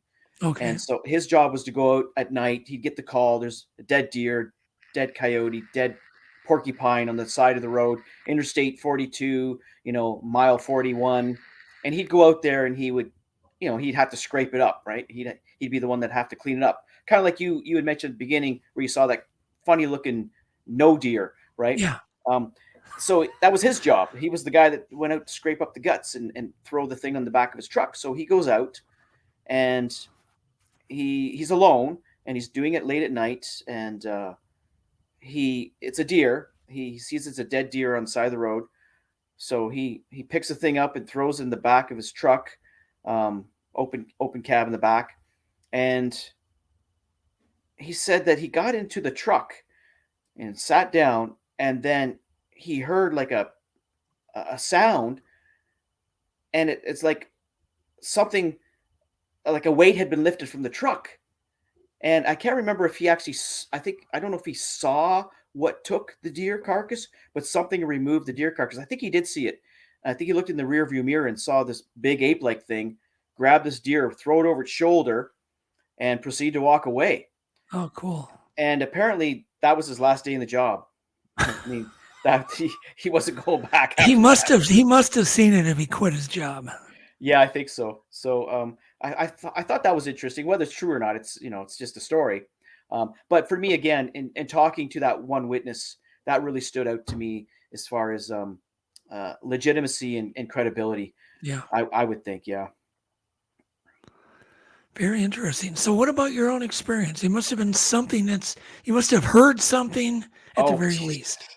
Yeah, there's been quite a few things that have happened to me over the years because up until 5 years ago, I was a pretty hardcore field researcher, and it's only been the past 5 years that I've really focused on archiving. I mean, I started doing a bit of archiving back in 2010, but it really started to be my main focus about 5 years ago. But before that, I was just going out in the field, investigating, doing my own thing, or following up on reports, sometimes with others, but mostly by myself. And one thing that stands out to me was in an area that I had been going to for a while, and I had been leaving food, thinking that maybe there might be some Sasquatch in the area. So I would enter the area and I would blow a whistle 4 times in each direction. So 4 times north, 4 times south, 4 times east, 4 times west, just to let whatever's there know I'm here. And also that, I'm bringing food. And I'd walk back about a mile and I would leave some food, apples, pears, just fruits. And then I would blow my whistle again 4 times each direction, kind of like a Pavlov's law thing. It's dinner time, ring the bell, it's dinner time. Yep. And I've been doing this for a few months. And that's creative. And I never had, I had a trail cam there, and I never had anything show up on the trail cam. But the food would be gone. Now the trail cam, we'd run out of batteries, because it was also getting cold. So I'm there, I think in October, and I'm by myself. I walk back, do the food drop, do the whistle thing, and I've got a thermal imager. Now at that time it's not on because it was one of the old X200 XPs, and the battery life was so short on those that I would only turn it on when I really needed to. And I also had a DVR attached to it because it doesn't have an internal recording device. Like it doesn't have a memory stick or anything. You have to hook it up to an external device. You remember those, Doug, right? Oh God, yeah. So so it's not fired up. But anyways, I start walking away from the food drop, and I'm back on the trail because the food drop was off the trail, and something comes crashing through the woods, and it sounds like a tank. My first thought, oh God, it's a bear. So, I've got my bear spray, I've got my hunting knife, I'm ready to go, but I've also got a thermal. So after it stopped moving, and it only lasts 3 seconds, just crash, crash, crash, and it stopped. And I thought, okay, it stopped, so I can probably fire up this thermal. I'm ready. If this thing wants to attack, I'm ready. I'm not going to run.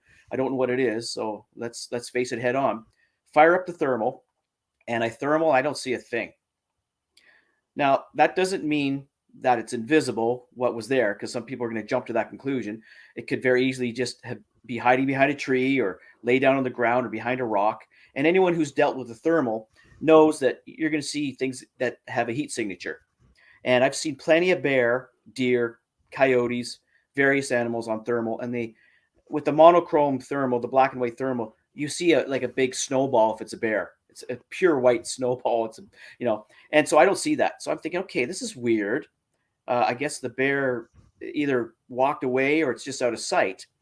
So I thought, okay, what can I do? I just got to keep moving.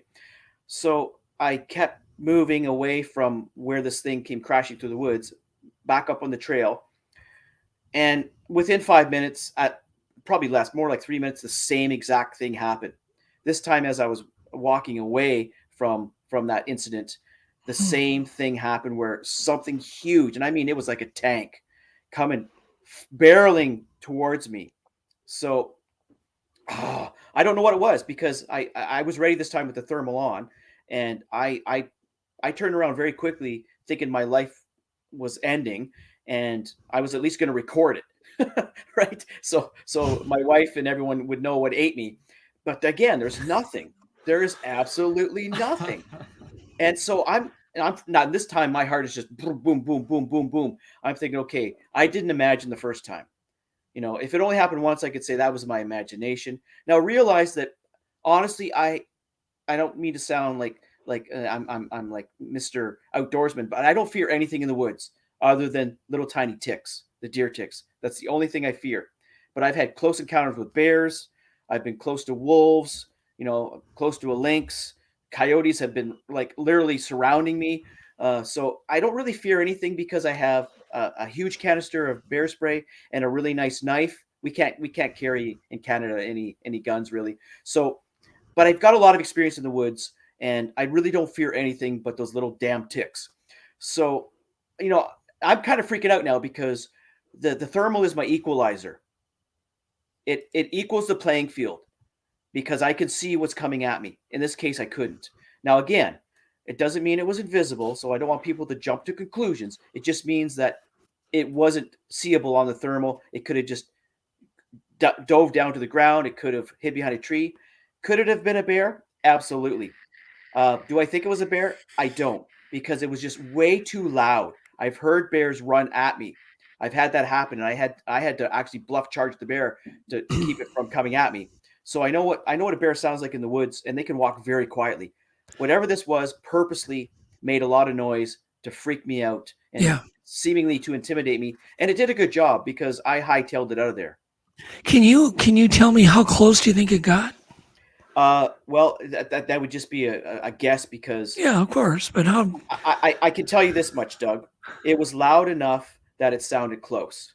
Like 10 yards? I would say 50 to 100 feet would be my guess. Maybe a little more than that, because in the woods, 50 feet is pretty close. Did you hear the ground duff and sticks breaking and trees kind of breaking type? I heard something charging at me, like running towards me, and just a lot of branches and trees. Now, I wouldn't say breaking. Branches were breaking. I don't know if trees were breaking. It's a mixed forest with a lot of younger trees there, so they're not huge trees. But it just imagine like something just running and crashing through the woods. That's what it sounded like. It sounded like it was making noise on purpose. But I don't know what it was, but that was probably the freakiest thing that's happened to me and the scariest thing that's ever happened to me.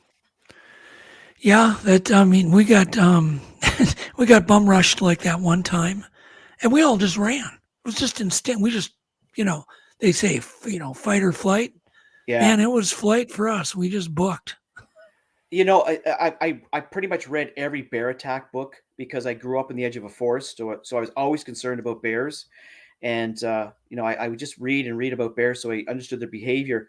And we don't have grizzly bears in Ontario; we have black bears. And the last thing you should do is run when a black bear bluff charges you. You're supposed to hold your ground, and you probably know that.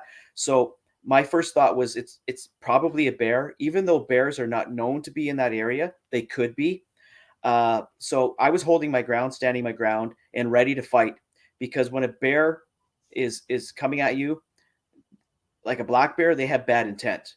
They're not there to hug you. And the last thing you want to do is play dead with a black bear. You got to fight, stand your ground.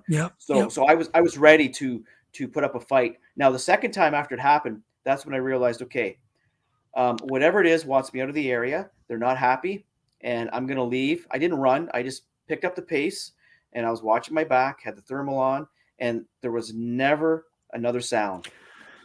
Well, a predatory bear will make no noise. Right. None. Exactly. Normally, bears, when they bluff, they clack their teeth, they'll blow. Yep. They'll do the whoo, they'll blow really loud at you, they'll stomp the ground. Pop their jaw. Yep. And usually when they're making noise, they're safe. Yep. Totally safe.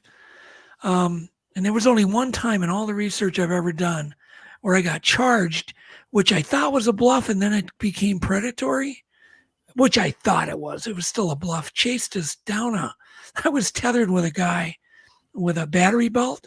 So we're tethered by this damn curly cord. Uh-oh. And we have to run down a cliff. How we made it to the bottom of the cliff, I have no idea. But this was the bear we were with all day in filming it. It had cubs. We were with it the whole day, and we just took a lunch break, came back to get more footage, and the bear attacked us. Wow. But there was no noise. So I don't think what did your deal, and bear bluffs generally are real short. They're not. How long do you think it ran towards you? Like 3 seconds. It was really fast and furious. Yeah. Okay. That's quite a ways, though. Yeah, fast and furious, and that's quite a ways. I mean, it was loud. It was like a tank going through the forest without the engine, of course, just crashing through there. And what it was, I don't know. I still don't know because I didn't see it on the thermal. But again, I just want to make sure people don't jump to conclusions. Well, it must have been an invisible Bigfoot. No, it may not have been a Bigfoot, right? I don't know what it was. But it could have been an invisible Bigfoot.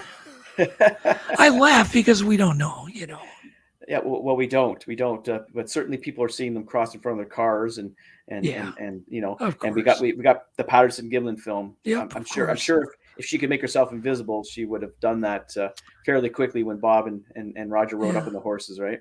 But anyways, we don't know. But don't you think a Bigfoot generally probably operates on fear, which is why it didn't want to confront you; it just wanted to scare you away. Oh, I'm sure.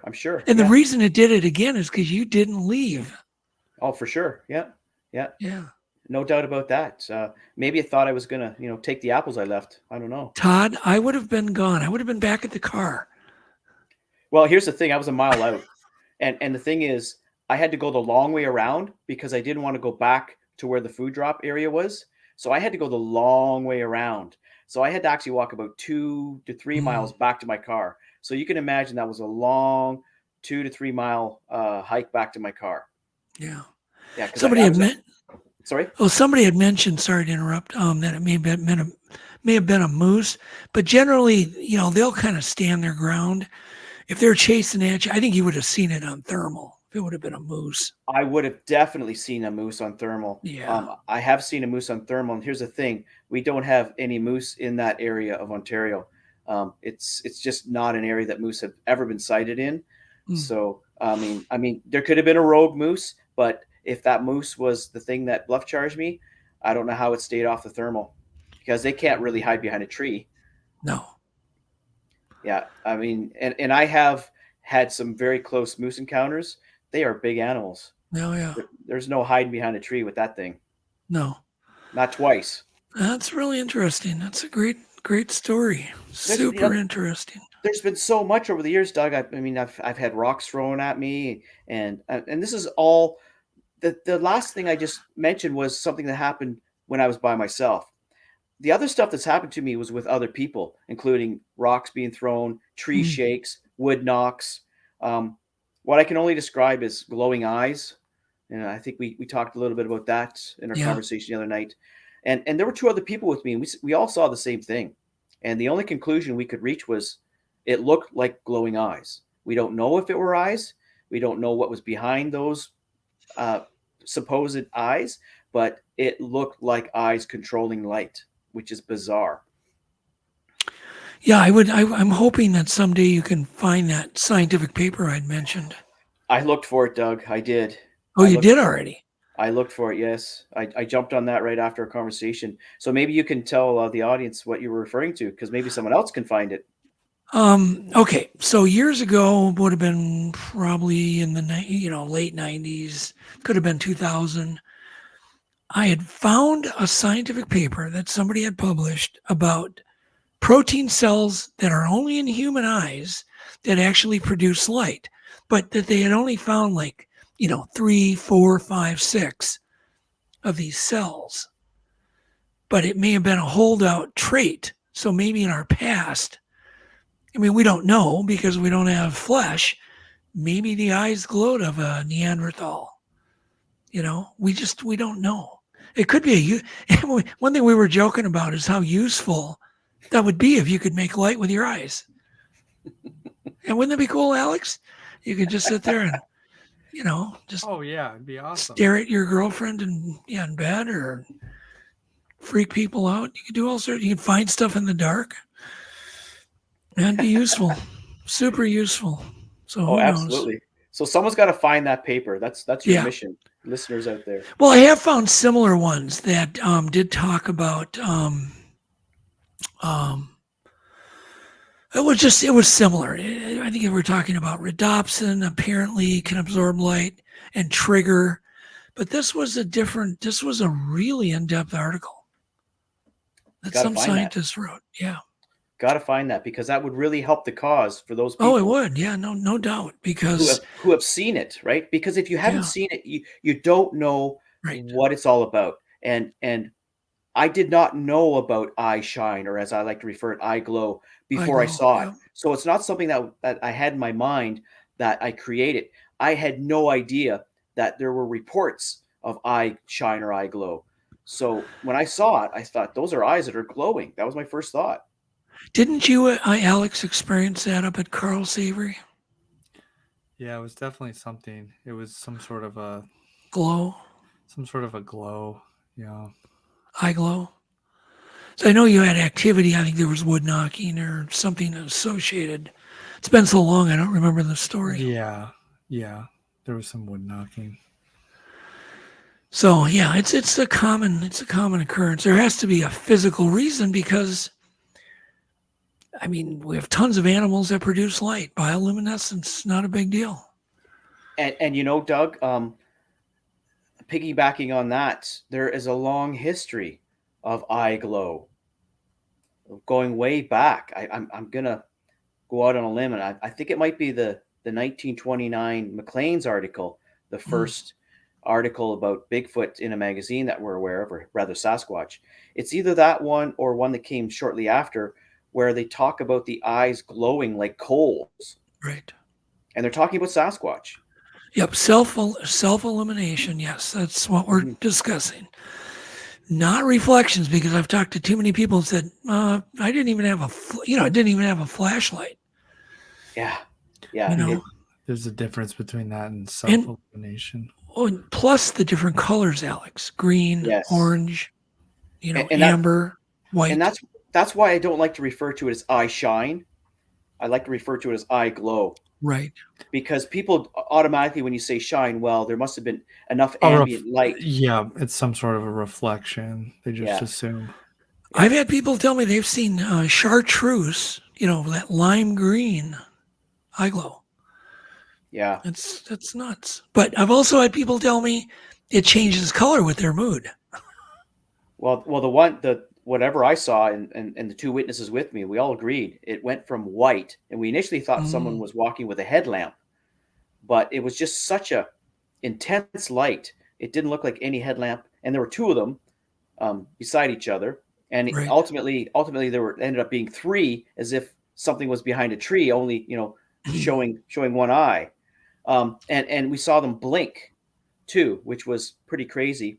And it started white, intense, sharp white, and then it went to yellow, to amber, to orange, and then back again to white.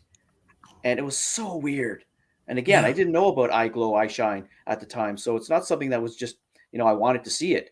I was perplexed about what I saw, and it wasn't until, well, a funny story. Someone that we all know, he's going to remain nameless. Some love him, some hate him, but he was the one that told me about this shortly after it happened, because he came by to check on us. We were on an expedition, and he's like, "How are things going?" I said, "Well, I saw something weird," and I described it to him. He said, "Oh yeah, that's eye shine. These things can produce light with their eyes." And I laughed. I said, "That's scientifically impossible as far as we know. Giving off light from your eyes is like giving off sound from your ears." He said, "Well, believe it or not, people are reporting it, and you just saw it. So Yeah. deal with it." Yeah. It's, it's part of the reports. Yeah, it's crazy. And what time do we? Oh, geez, we're already sort of out of time. That went quick, Todd. Super Sure did. quick. Yeah. We are out of time. I shouldn't say we're about. We are. Todd, we got to have you back. I'd You'll love to come be back. back. Love And to. we got to get you back with Thomas, too. Well, let's at some do point. it. Give Thomas the screen. I'm going to give so we can Thomas show a solo, and then I'm going to get you guys back together. I want to see Thomas's crazy hair with this. Oh yeah, I know Thomas is laughing right now with his wife. exactly. Yeah. Prescott. Oh my God, that's a pretty good impression, I guess. Hey, Prescott. Hey, what do you say? Hey.